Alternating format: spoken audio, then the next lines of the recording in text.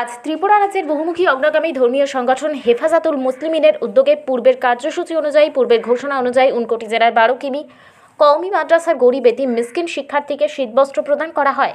বিশেষ করে হেফাজতুল মুসলিমিনের কর্মকর্তাগণ প্রতিটি মাদ্রাসায় পৌঁছে নিজ হাতে গরিব এতিম মিসকিন ছাত্রছাত্রীদের শীতবস্ত্র তুলে দেন। উক্ত শীতবস্ত্র প্রদানে উপস্থিত ছিলেন হেফাজতুল মুসলিমিনের মহাসচিব মাওলানা বিলাল আহমেদ বক্স প্রমুখ অন্যান্য নেতৃত্ববৃন্দ। আসসালামু আলাইকুম ওয়া রাহমাতুল্লাহি ওয়া বারাকাতুহু। সম্মানিত দর্শক শ্রোতা, আপনারা যে যেখান থেকে আমাদের এই প্রতিবেদন দেখছেন, সবাইকে আন্তরিক প্রীতি ও শুভেচ্ছা জ্ঞাপন করছি।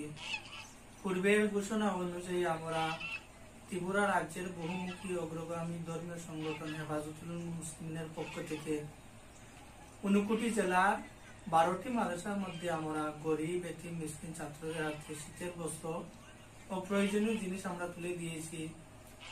আমরা এভাবে 2022 সাল থেকে গরিব এতিম বিধবা এবং যারা অসহায় তাদের কাজ করে যাচ্ছি। আপনারা সবাই আমাদেরকে সমর্থন করবেন এবং এগিয়ে যাওয়ার জন্য আমাদেরকে সহযোগিতা করবেন, এই বলে আমাদের সংক্ষিপ্ত বক্তব্য এখানে সমাপ্ত করলাম। ধন্যবাদ।